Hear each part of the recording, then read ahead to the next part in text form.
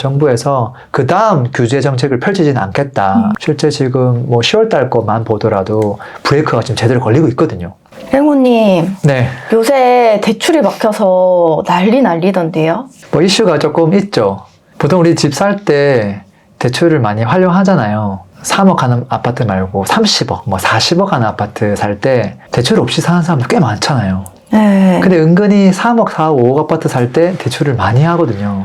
그분들은 대출이 3천만 원, 5천만 원 더 되냐, 적게 되냐, 그것 때문에 살 수 있는 집을 못 사고 고민하기도 하거든요. 근데 지금 이제 문제가 되고 있는 대출이 디딤돌 대출이죠. 정책 대출인데 지금 10% 정도 규모를 줄인다고 했죠. 그래서 사람들이 되게 당황스러워하고 있죠.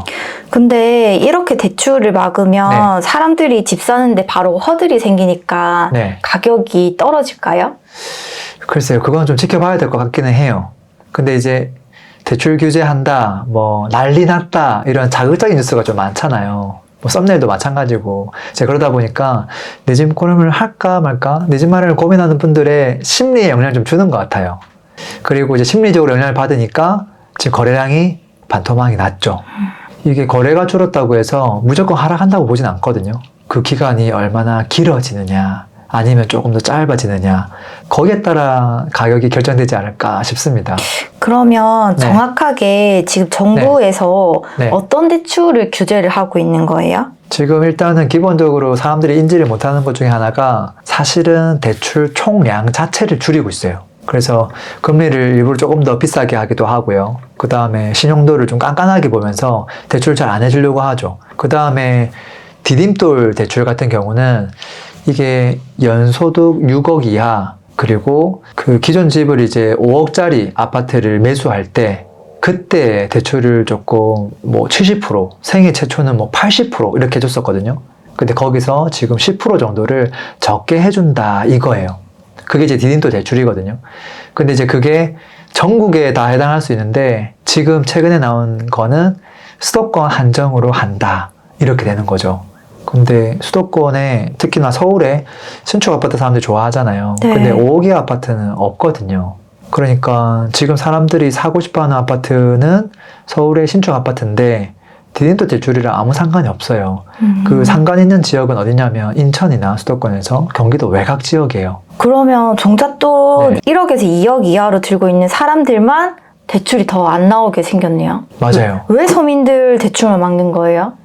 일단은 기본 컨셉은 그냥 총량을 막겠다는 거지 사실 그 사람들만 막겠다는 건 아니에요. 근데 결론적으로 보면 이제 아까 경기도 외곽, 뭐 인천 이런 지역이다 보니까 결국은 수도권에 있는 못난이 아파트만 사고 싶어도 살 수 없는 상황이 되는 거고 그 다음에 좀 비싼 아파트는 어차피 뭐 일반 디딤돌 대출을 활용하지 않기 때문에 일반 대출로 해가지고 살 사람들은 사겠죠.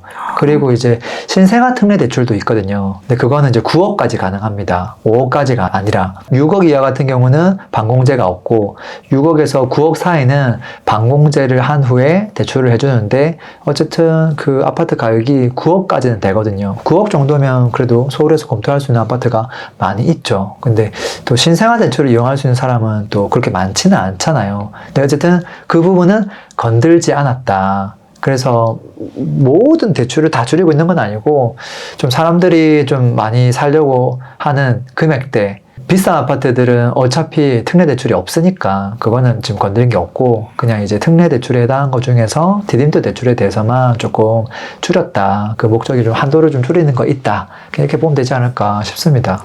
그러면 과거에도 이렇게 대출을 규제한 적이 있었나요? 많죠. 뭐 최근에 보면은 뭐 2018년도 8월 달에도 뭐 파리 대책 뭐 엄청 유명한 거 있었거든요.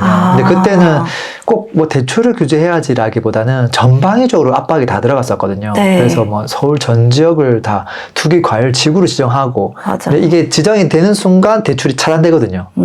그 다음에 그때는 이제 LTV도 50%였고 DTI도 40%였고 되게 타이트했습니다. 지금보다 훨씬 더. 그리고 이제 또 9월 달 돼가지고 뭐 9.13 대책 이런 게 있었죠. 그 경우에도 조정 대상 지역에 1주택자가 추가로 대출받는 거를 뭐 제한하기도 했었고요. 2주택 이상 아예 대출 절대 안 돼. 뭐 이런 규제가 있었죠. 그리고 19년 초에도 대출 규제가 있었어요. 그때 어떻게 했냐면 딱 타겟이 15억 초과하는 아파트는 주담대 금지. 지금은 사실 열려 있잖아요. 무주택자가 15억 초과하는 아파트를 사더라도 대출 얼마든지 되거든요. 특례 대출만 안 된다는 거지 된단 말이에요. 근데 과거에는 아예 대출 금지 그런 강력한 것도 했었다 이 말이죠. 그때보다는 지금이 그래도 좀 낫네요. 굉장히 무난한 수준이죠. 근데 이제 썸네일만 보면 난리 났다 지금 뭐 이 정도니까 네. 그러지 않거든요. 저도 그런 줄 알았어요. 대출을 그냥 다 막은 줄 알았어요. 그래서 보면은 그 대출 규제를 했을 때 과연 가격이 이제 뭐 바로 떨어지느냐. 거래량은 사실은 급감합니다. 과거에도 급감을 했거든요. 그리고 2018년도 그다음에 2019년 초에 대출 규제했을 때 그때 거래량 추이를 보면 거의 한 3분의 1 토막 났습니다. 최근 거래량보다 훨씬 더 줄었어요. 예전에는 거래량이 진짜 많았었거든요. 뭐 한 달에 뭐 10,000건 정도 거래되다가 그게 이제 3,000건으로 쭉 줄었으니까 3분의 1, 4분의 1까지 줄었거든요. 바로 줄었어요? 네. 이건 바로 영향을 받으니까요. 그리고 이제 거래량을 주는 건 너무 당연해요. 지금도 줄었잖아요. 지금 반토막 났거든요.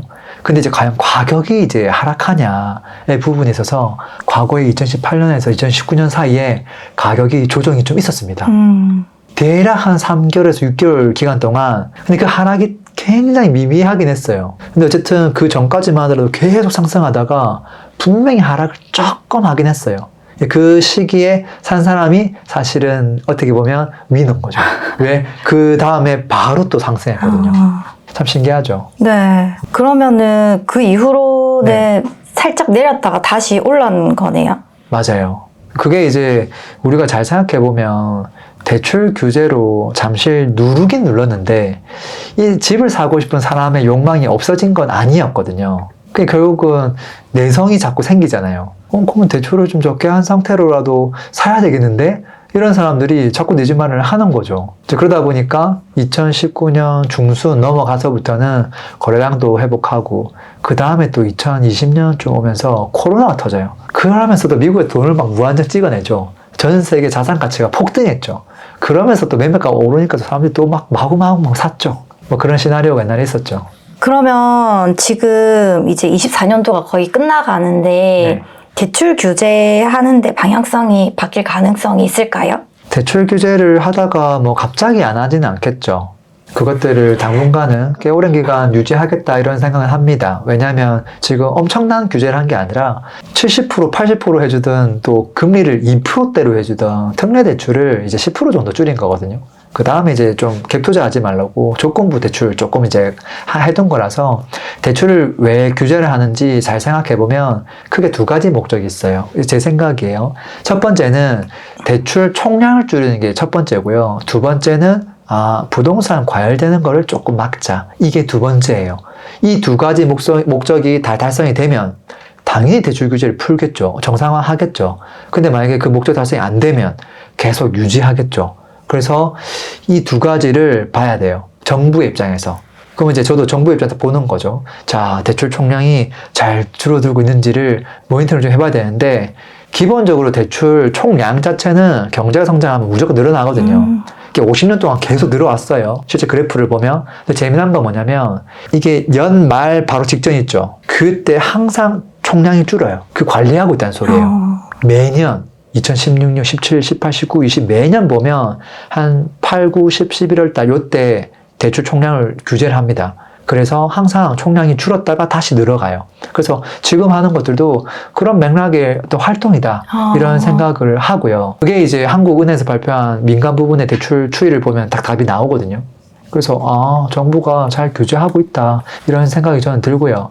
두 번째 이제 부동산 과열 측면에 있어서는 사실 거래량도 조금 많이 늘었었고 또 서울 1급지 아파트가 생각보다 가파르게 올랐거든요.